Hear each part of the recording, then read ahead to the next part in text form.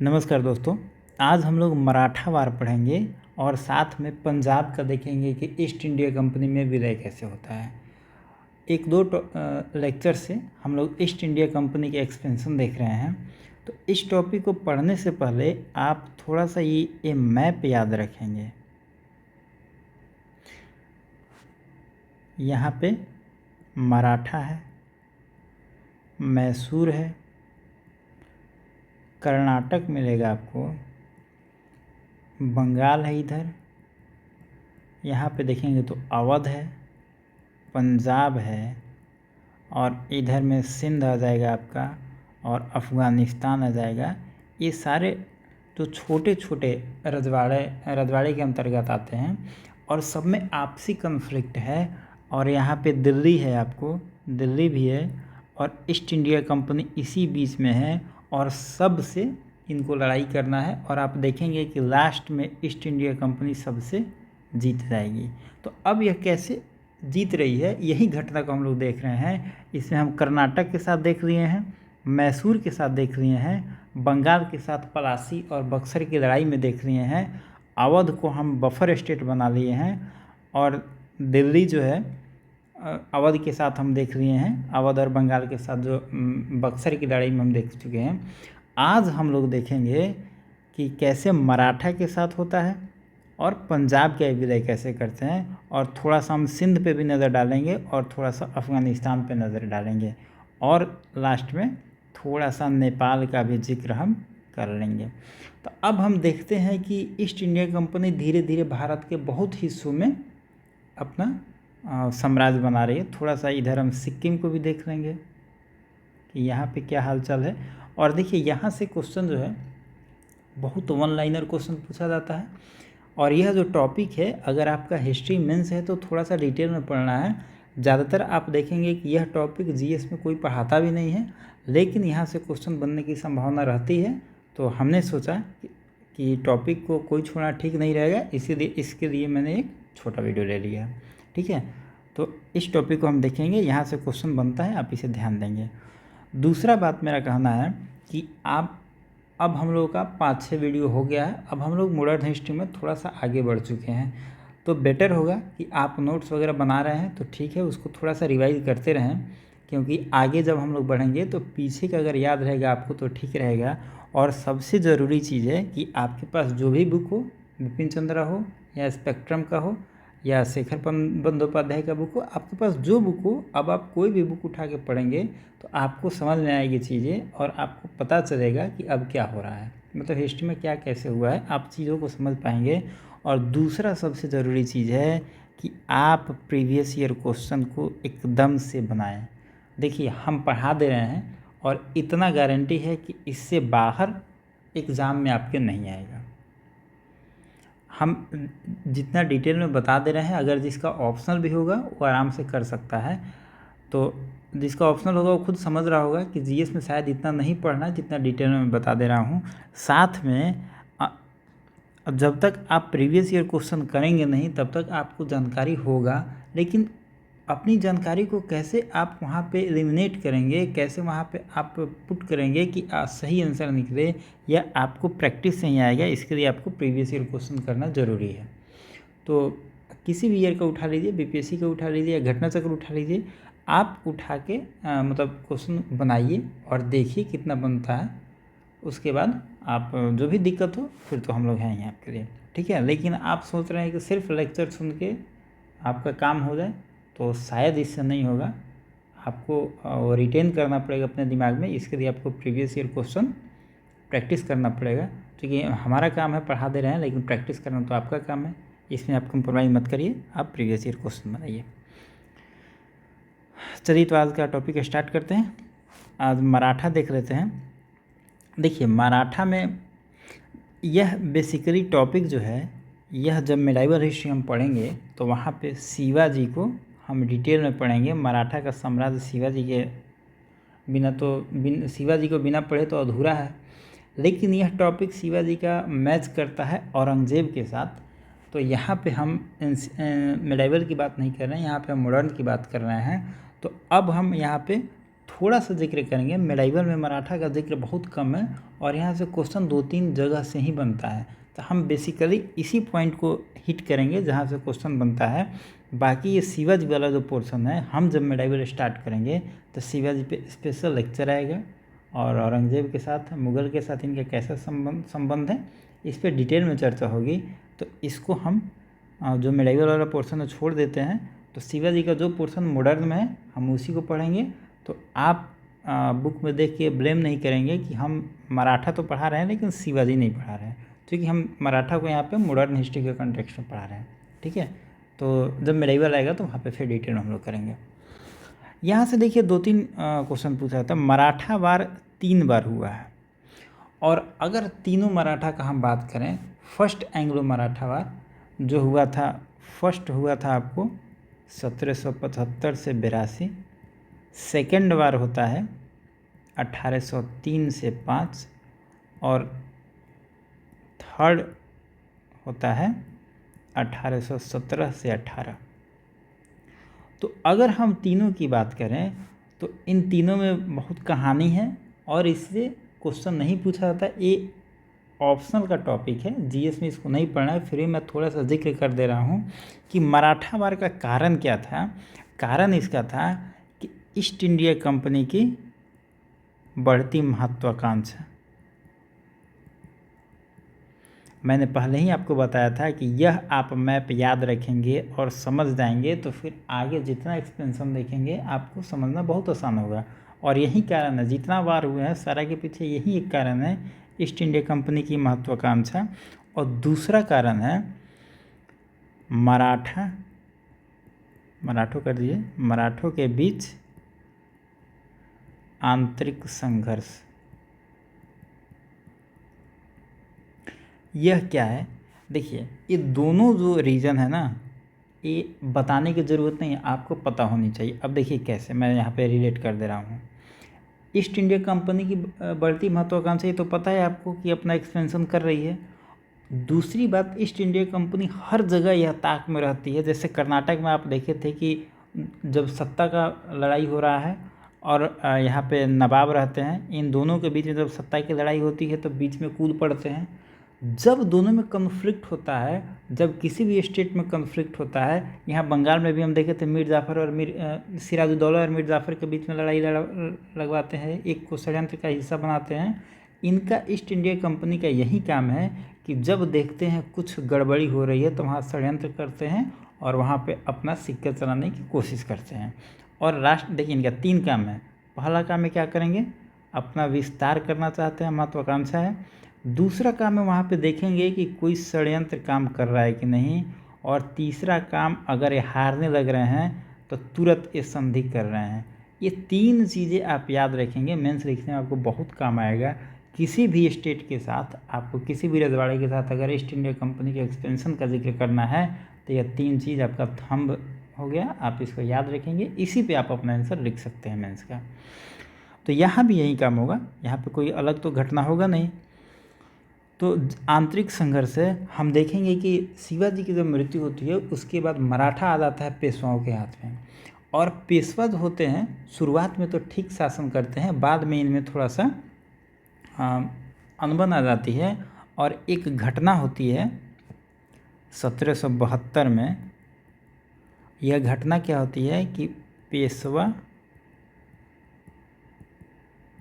माधवराव जो होते हैं, ये ताकतवर शासक हैं, इनकी मृत्यु हो जाती है। देखिए हालांकि ये सब याद रखने की ज़रूरत नहीं है, आप याद नहीं रखेंगे, थोड़ा सा कहानी के लिए मैं बता दे रहा हूँ कि आप जानते रहिएगा तो फिर ठीक रहेगा।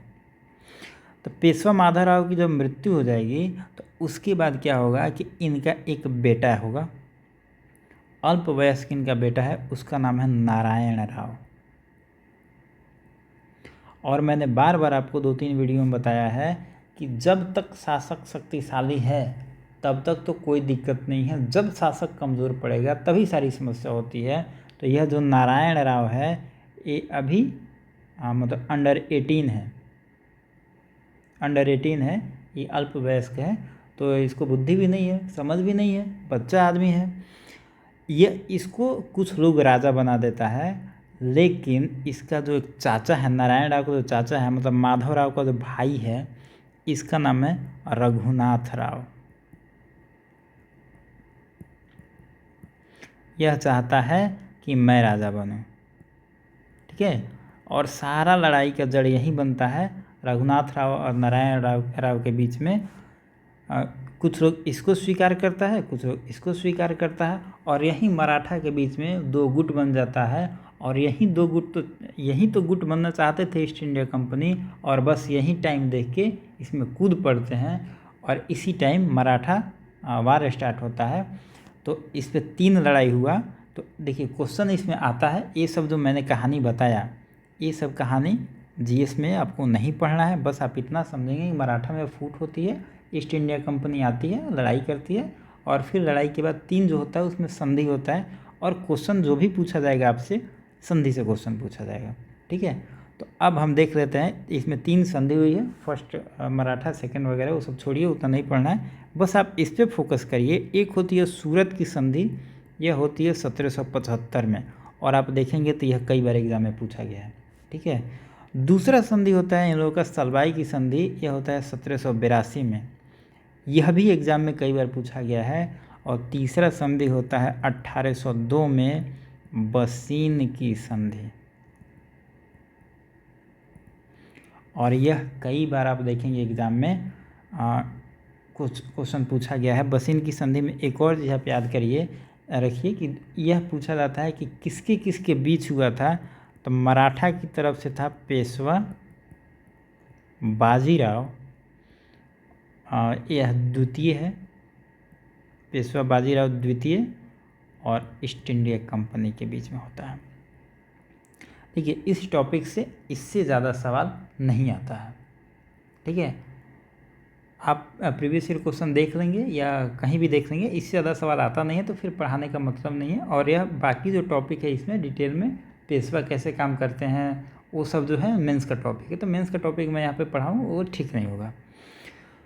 इसमें आप एक चीज़ ये भी याद रखेंगे कि यह क्रोनोलॉजी यह तीनों संधि का जिक्र दे दिया जाता है, और कई बार पूछा जाता है कि आप इसकी क्रोनोलॉजी बताएं। तो सूरत, सलवाई और बसीन, इसका आप क्रोनोलॉजी के साथ याद रखेंगे, ठीक है। यहाँ से क्वेश्चन बनता है। आगे हम देख लेते हैं, कल हमने मैसूर पढ़ा था, लेकिन देखिए हिस्ट्री में इतनी घटनाएं हैं, इतना टॉपिक है कि कभी कभी टॉपिक छूट जाता है, और कुछ कुछ मतलब आदमी बताना भूल जाता है। तो जब मैं वीडियो बनाने के बाद याद आया हमको कि एक चीज़ मैंने छोड़ दिया था, छोड़ क्या दिया था, वो छूट गया था, याद नहीं आया, तो मैंने सोचा कि आज यहाँ पे कवर कर देता हूँ।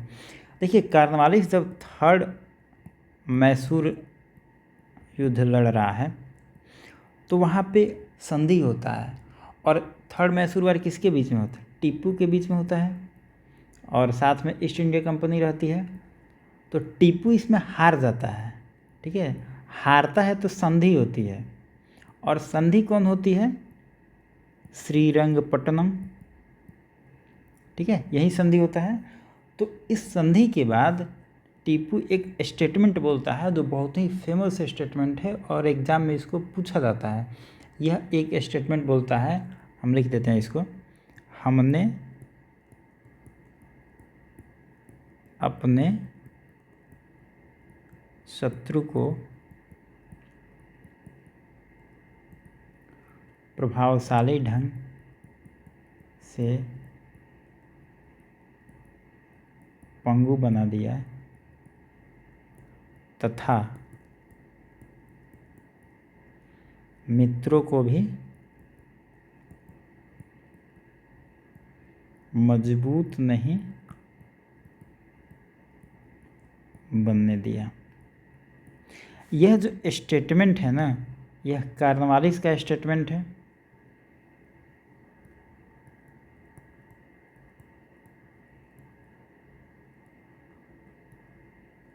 कार्नवालिस का स्टेटमेंट है, और श्रीरंगपट्टनम के संधि के टाइम में बोलता है 3rd मैसूर वार के टाइम। और इस पे आप देखेंगे तो मेंस में कई बार इस टॉपिक को ही उठा के क्वेश्चन बना दिया गया है, और प्रीलिम्स में कई बार इस टॉपिक को पूछा गया है कि यह किसका स्टेटमेंट था। तो आप थोड़ा इसको याद रखेंगे, बहुत इंपॉर्टेंट था, इसलिए मैंने सोचा कि इसको बता दूँ। अब देख लेते हैं जो छोटे छोटे हैं सिंध का विलय। जैसे सिंध का विलय, सिंध के विलय में ज़्यादा आपको डिटेल में नहीं पढ़ना है, ये आप इतना याद रखिए कि 1843 में सिंध का विलय होता है। और इस समय जो ईस्ट इंडिया कंपनी का बागडोर है वह रहता है एलेनबरो के हाथ में। एलेनबरो के हाथ में रहता है बागडोर, और 1843 में इसका विलय होता है। बस इससे ज़्यादा इसमें डिटेल में नहीं जाना है, ये सब छोटे छोटे रजवाड़ा हैं। सिक्किम का थोड़ा सा देख लेते हैं। सिक्किम है नेपाल और भूटान के बीच में है, लोकेशन तो आपको पता ही होगा। सिक्किम में यहाँ पे ईस्ट इंडिया कंपनी अपना इंटरफेयर करने की कोशिश कर रही है, लेकिन यहाँ पे दो गुटों में लड़ाई नहीं हो रही है, तो यहाँ पे राजा कमज़ोर हो जा रहा है। यहाँ पे भी राजा कमज़ोर हो जा रहा है। और जैसे ही राजा कमज़ोर होता है, ईस्ट इंडिया कंपनी कुछ ना कुछ वहाँ पे अपना षड्यंत्र करती है, और इसके राजा पे आरोप लगाया जाता है कि वहाँ के जो दो डॉक्टर थे उनके साथ राजा जो है वो मतलब मिसबिहेव किया है, जो राजा के आचरण के हिसाब से ठीक नहीं है, और इस आधार पे राजा पे मतलब दोषारोपण होता है। और उसके बाद समझ ही नहीं क्या होता है, ईस्ट इंडिया कंपनी जैसे करती है, फिर उसके बाद उसको अपने राज्य में मिला देती है, किसी तरह अपमानित करती है राजा को, और राजा से फिर लड़ाई लड़ती है और उसको सिक्किम को अपने राज्य में मिला लेती है। तो सिक्किम को ईस्ट इंडिया कंपनी अपने मिला देती है। और आप पॉलिटी में इसको पढ़े होंगे कि सिक्किम का विलय 36 अमेंडमेंट में होता है, ये भी आप याद रखेंगे, यह एग्ज़ाम में कई बार पूछा जाता है। और अगर सिक्किम के विलय के टाइम में पूछे कि गवर्नर जनरल कौन था, तो आप याद रखेंगे कि यह सारी घटना जो होती है डलहौजी के टाइम में होती है। ठीक है, तो क्या क्या हो गया, सिंध हो गया, सिक्किम हो गया। थोड़ा सा हम यहाँ पे देख लेते हैं, एक और हिमाचल प्रदेश का एक रियासत आता है, हिमाचल प्रदेश। अभी यह हिमाचल प्रदेश में है, इसको कहते हैं बघात रियासत। ये बहुत छोटा सा रियासत था, तो 1850 में इसका विलय हो जाता है। और यह कई बार एग्जाम में पूछा जाता है कि बघात रियासत का ईस्ट इंडिया कंपनी में विलय कब हुआ, तो यह 1850 में होता है। और यह देखिए, यह क्वेश्चन आज तक नहीं पूछा गया है, यह किस राज्य में है, अभी वर्तमान में इसका लोकेशन क्या है, हिमाचल प्रदेश, आप याद रखेंगे, पूछा जा सकता है। तो इन छोटी छोटी चीज़ों को जनरली लोग मतलब स्किप कर देता है, लेकिन अगर इन सब चीज़ों को समझे रहेंगे तो आपका प्रीलिम्स में 1-2 नंबर ज़्यादा आ जाएगा। एक सिंध का हम देख लिए शायद ऊपर ना, हाँ सिंध का हो गया, सिक्किम हो गया, हिमाचल प्रदेश हो गया। एक और देख लेते हैं नेपाल का। नेपाल है थोड़ा सा, एंग्लो नेपाल वार आप पढ़ेंगे, लेकिन एंग्लो नेपाल वार में ज़्यादा डिटेल में जाने की ज़रूरत नहीं है, क्योंकि वहाँ से 1-2 टॉपिक ही आता है जहाँ से क्वेश्चन बनेगा। यह नेपाल वार जो होता है यह होता है 1814 में। इसमें गवर्नर रहता है लॉर्ड हेस्टिंग रहता है गवर्नर इस समय। और जब नेपाल का विलय होगा ईस्ट इंडिया कंपनी में, तो 1815 में एक संधि होगा, इस संधि का नाम है सगौली की संधि। और सगौली है कहाँ पे, बीपीएससी ये इस क्वेश्चन को पूछा हुआ है। अगर सगौली की बात करें तो यह है बिहार और नेपाल के बॉर्डर पे। ठीक है, बिहार और नेपाल के बॉर्डर पे है। और सगौली के एग्जैक्ट लोकेशन हम बात करें तो ईस्ट चंपारण में पड़ता है, ईस्ट चंपारण में पड़ता है, जिसका हेड ऑफिस है मोतिहारी के बगल में है सगौली।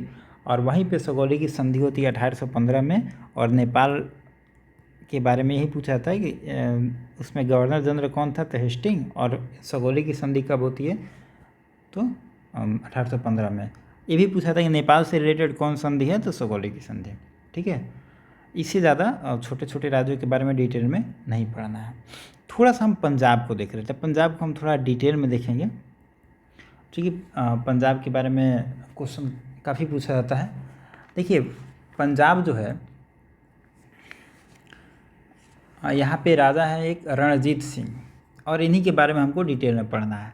लेकिन रणजीत सिंह को राज मिलने से पहले थोड़ा कहानी है, उसको हम समझ लेते हैं। एक राजा है अफ़गानिस्तान का, इसका नाम है जमान शाह। ठीक है, जमान शाह जो है यह पंजाब पर आक्रमण करता है। पंजाब पर आक्रमण करने के बाद यह जब वापस अफ़गानिस्तान जा रहा है तो बीच में पड़ती है नदी चिनाब, चिनाब या चेनाब नदी जो कहिए, चिनाब नदी पड़ती है। इसमें जो है यह जब नाव से चिनाब नदी पार कर रहा है तो इसका कुछ तोप जो है यहीं पे गिर गया, चिनाब नदी में गिर गया। और यह तोप पता चला बाद में, यह मालूम चला राजा रणजीत सिंह को। उस समय तो राजा थे नहीं। अब रणजीत सिंह अपने कुछ मिसल के साथ, मिसल हम बताएंगे बाद में आगे क्या, मतलब अपने ग्रुप के लोगों के साथ चिनाब नदी से तोप निकलवा के और जमान शाह को तोप भिजवा दिए। ठीक है, और यह जो घटना था, इस घटना से जो जमान शाह है बहुत इन पे खुश हुआ, और खुश होकर इनको बोला कि लाहौर उस समय पंजाब के अधीन था, और लाहौर का जो राजा था जमान शाह था, उसी के अंतर्गत था। रणजीत सिंह को उसने लाहौर दे दिया, राज करने के लिए दे दिया। और यही लाहौर पे रणजीत सिंह अपना स्थापना करते हैं, पंजाब राज्य की स्थापना करते हैं, लाहौर को अपनी राजधानी बनाते हैं, लाहौर को अपना राजधानी बनाते हैं। और यहीं से इनकी जर्नी स्टार्ट होती है रणजीत सिंह की। पंजाब के राजा रणजीत सिंह, यहीं से इनकी जर्नी स्टार्ट होती है। एक और इसमें आता है, पूछा जाता है कि इनकी राजधानी तो लाहौर थी, लेकिन सांस्कृतिक राजधानी ये बनाते हैं अमृतसर को।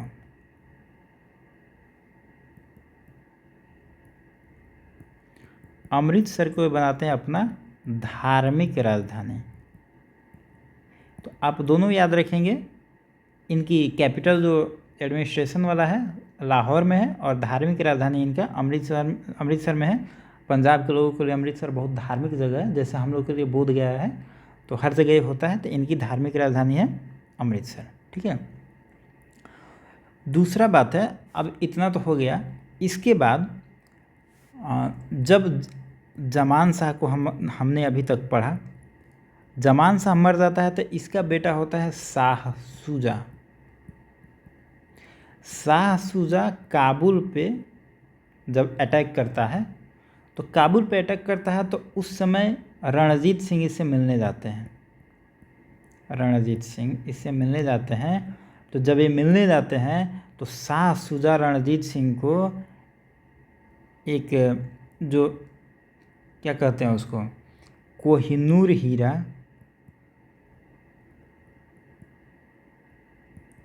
कोहिनूर हीरा गिफ्ट करेगा। शाह शुजा गिफ्ट करेगा रणजीत सिंह को कोहिनूर हीरा। तो कई बार एग्ज़ाम में यह पूछा जाता है कि रणजीत सिंह को कोहिनूर हीरा किसने गिफ्ट किया था, तो शाह शुजा किया था। ठीक है, आप इन सब चीज़ों को याद रखेंगे, यह एग्ज़ाम में पूछा जाता है।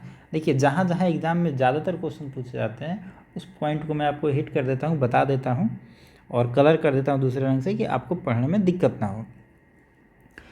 तो रणजीत सिंह के बारे में ये यही है, इससे ज़्यादा कुछ नहीं है। थोड़ा सा एक दो चीज़ और देख लेते हैं हम।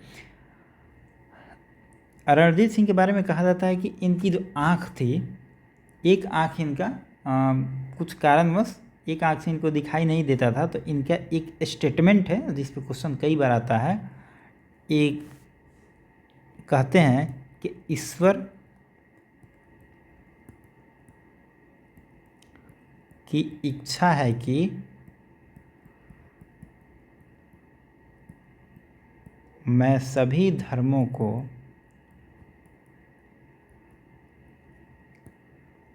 समान दृष्टि से देखूं इसीलिए भगवान ने मेरी एक आँख की रोशनी ले ली। यह स्टेटमेंट है रणजीत सिंह का, और यह एग्ज़ाम में पूछा जाता है कि यह किसका स्टेटमेंट है, तो आप याद रखेंगे। और मैंने ऊपर में एक जिक्र किया था मिसल का।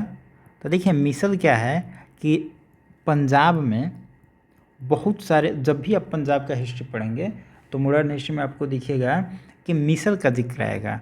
हम लोग की तरफ जैसे कबीला होते हैं, आप वैदिक युग में पढ़े होंगे, एंशिएंट में कबीला का जिक्र आएगा। कबीला क्या है? कुछ लोगों का एक संगठन है जिसमें 10, 20, 50 लोग या एक आइडेंटिफिकेशन के लोग होंगे, एक समुदाय के लोग होंगे, तो उनको एक कबीला कहा जाता है। पंजाब में इसी चीज़ को मिसल कहा जाता है। तो जब रणजीत सिंह लाहौर की स्थापना कर रहे हैं, वहाँ पे राजा बन रहे हैं, तब आप देखेंगे कि उसमें बहुत सारे मिसल हैं, 8-10 मिसल हैं पूरे पंजाब में। लेकिन रणजीत सिंह इतने ताकतवर बन जाते हैं कि धीरे धीरे सारे मिसल को वो अपने में ले लेंगे और फिर पूरे पंजाब पे इनका अपना शासन हो जाएगा। तो ये जो 8-10 मिसल थे, तो अब रणजीत सिंह भी किसी एक के थे, और यहीं से क्वेश्चन बनता है, पूछा जाता है कि रणजीत सिंह किस मिसल के थे। तो आप याद रखेंगे राजा रणजीत सिंह जो थे सुकर चकिया, इसको आप याद रखेंगे, यह एग्जाम में कई बार पूछा गया है। सुकर चकिया मिसल के थे राजा रणजीत सिंह, ठीक है, यहाँ से क्वेश्चन पूछा जाता है। जब राजा रणजीत सिंह मर जाते हैं तो इनका उत्तराधिकारी होता है खड़ग सिंह, ठीक है। और खड़ग सिंह के बाद में पंजाब का अंतिम शासक होता है दलीप सिंह। और इन तीनों पे क्वेश्चन पूछा जाता है। रणजीत सिंह तो इम्पोर्टेंट है ही, खड़ग सिंह इनका बनता है उत्तराधिकारी, और जो दलीप सिंह है यह है अंतिम शासक। यह अंतिम शासक है। तो इन सब टॉपिक से क्वेश्चन बनता है, तो आप इसे याद रखेंगे। बाकी देखिए पंजाब में अब और कुछ पढ़ना है नहीं, रणजीत सिंह के बारे में कुछ अब नहीं है। थोड़ा सा अगर हम ऊपर से देख लें तो सारा टॉपिक लगभग हो ही गया। जो भी छोटा छोटा टॉपिक बचा हुआ था, अब कल से हम गवर्नर जनरल वगैरह स्टार्ट करेंगे, मतलब मॉडर्न हिस्ट्री का और टॉपिक स्टार्ट करेंगे। यह जो छोटा छोटा टॉपिक है, जनरली जीएस में इसको कंसीडर नहीं किया जाता है, या ऑप्शनल का टॉपिक है, लेकिन बिना इसके पढ़े थोड़ा सा आपको दिक्कत हो सकती थी, और प्रीलिम्स में 1-2 क्वेश्चन, या अगर कहें तो मतलब अच्छा टॉपिक है, यहाँ से क्वेश्चन बनने की संभावना रहती है। तो आप यहाँ से देखिए, यहाँ पे बस 1 लाइनर क्वेश्चन आते हैं, ज़्यादा यहाँ समझने का है नहीं। तो आप 1-2 बार देख लेंगे, आपको समझ में आ जाएगी। और आप प्रीवियस ईयर क्वेश्चन पे ध्यान दीजिए, उसको बनाइए, क्योंकि बिना इसके बनाए कोई उपाय है नहीं, कोई रामबाण है नहीं कि एक बार आप वीडियो सुन लीजिएगा तो हो जाएगा। तो प्रीवियस ईयर क्वेश्चन बनाइए और करिए। तो मिलते हैं नेक्स्ट वीडियो में। Thank you.